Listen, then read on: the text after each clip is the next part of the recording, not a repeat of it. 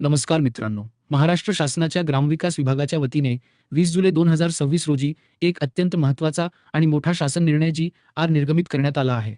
या निर्णयानुसार ग्रामपंचायतीला जनसुविधांसाठी विशेष अनुदान या योजनेअंतर्गत नवीन कामांचा समावेश करून कामांची व्याप्ती वाढवण्यास मंजुरी देण्यात आली आहे. या ऐतिहासिक निर्णयामुळे आता ग्रामपंचायतींना गावाच्या सर्वांगीण विकासासाठी अधिक निधी उपलब्ध होण्याचा मार्ग मोकळा झाला आहे.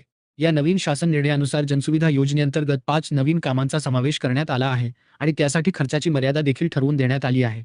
यामध्ये गावात सार्वजनिक दिव्यांची सोय करण्यासाठी 15 लाख रुपये, शासकीय कार्यालयांवर सोलर सिस्टीम बसवण्यासाठी 20 लाख रुपये, वाचनालय इमारत बांधकामासाठी 20 लाख रुपये, क्रीडांगण विकासासाठी 20 लाख रुपये आणि गावाच्या हद्दीतील शासकीय जागेच्या सुशोभीकरणासाठी 15 लाख रुपयांपर्यंतच्या खर्चाला मान्यता देण्यात आली आहे. या योजनेमुळे ग्रामीण भागात मोठा सकारात्मक बदल पाहायला मिळणार आहे. शासकीय कार्यालयांवर सोलर लागल्यामुळे वीज बिलात मोठी बचत होणार आहे. तर 15 लाखांच्या दिवाबत्ती निधीमुळे गल्लीबोळात आणि सार्वजनिक ठिकाणी पथदिवे बसवणे सोपे होणार आहे. क्रीडांगण व वाचनालयामुळे गावातील युवकांना क्रीडा व शिक्षणाच्या उत्तम सुविधा मिळतील. तसेच गावातील मोकळ्या शासकीय जागांवर छोटे पार्क, वयोवृद्धांसाठी बसण्यासाठी बाकडे आणि सुशोभीकरण करून गावाचे रूप पालटता येईल.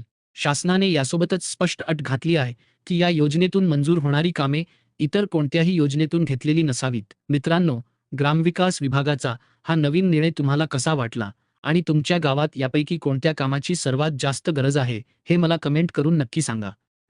जर तुम्हाला हा व्हिडिओ माहितीपूर्ण वाटला असेल तर व्हिडिओला लाईक करा आणि तुमच्या गावातील मित्र व व्हॉट्सॲप ग्रुपवर नक्की शेअर करा. अशाच नवनवीन शासकीय योजना आणि माहितीपूर्ण अपडेट्स सर्वात आधी मिळवण्यासाठी आपल्या चॅनेलला नक्की सबस्क्राईब करा आणि शेजारील बेल आयकन दाबायला विसरू नका. पुन्हा भेटूया अशाच एका नवीन आणि महत्त्वाच्या माहितीसह. तोपर्यंत धन्यवाद. जय हिंद, जय महाराष्ट्र.